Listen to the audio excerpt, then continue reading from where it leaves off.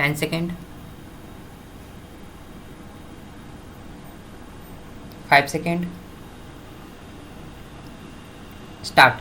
Yesterday, I had the honor to present a resolution before you, which you passed. In it, we stated that we wanted it to be clearly understood that we aim at a socialistic pattern of society.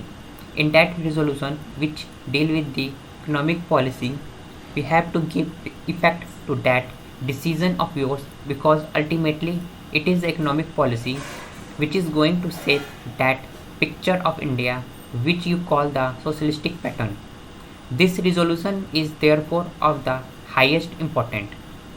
In a resolution of this kind, however long drawn out it might be, one cannot enter into the details of policies.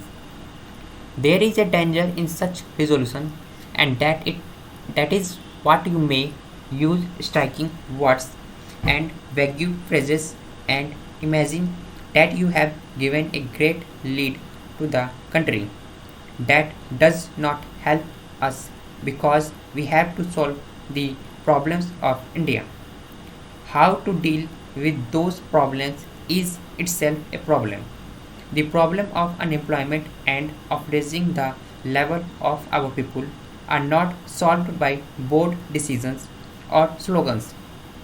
I say this without any disrespect of those who wild striking words because I myself have been a wilder of words all my life, drafting resolution, getting them passed and so on. But a time comes when you have to forget words and deal with hard actualities. This applies more especially to congressmen because they have much more responsibility than other in running the government and deciding the government's policy. For us, merely to write resolutions is not good enough. What they must we do? The only thing to be done is to sit down and draw up a plan, a detailed plan. This is the function of the planning commission and of the government and of those who whom they consult.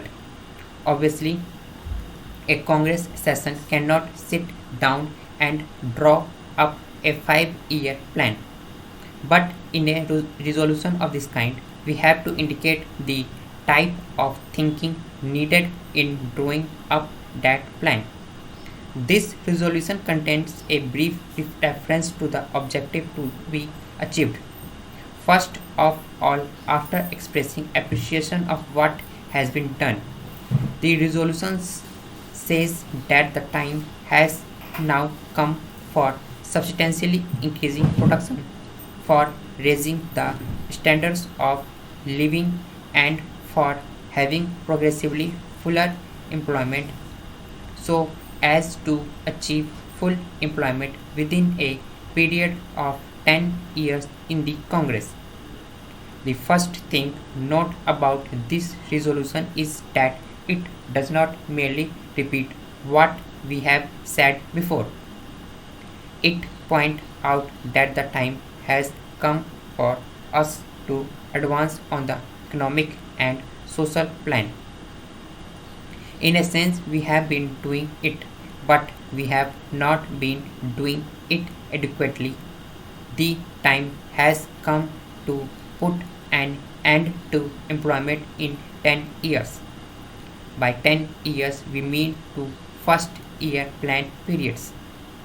I wish you to appreciate that we try not to word our resolution in what might be called bombastic language. We are an old and mature organization with a great deal of experience. It is not desirable, therefore, that we should use words which are vague and meaningless. On the whole, we understand that what we purpose to do.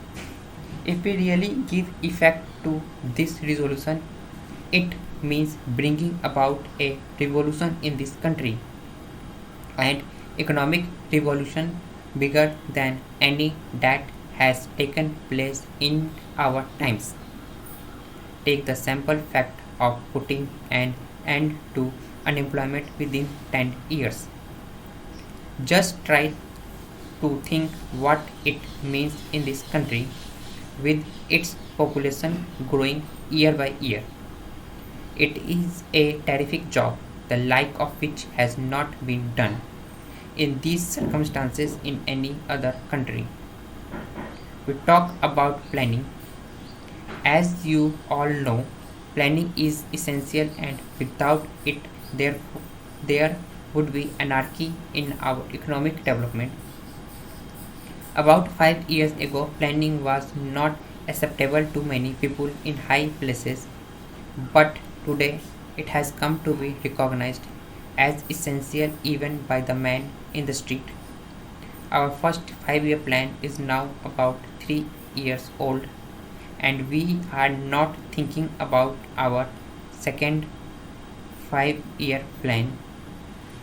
A phrase in this resolution says that the second 5 year plan must keep the national aims of welfare state and a socialistic economic before it. These can only be achieved by a considerable increase in national income, and our economic policy must therefore aim at plenty and equitable distribution.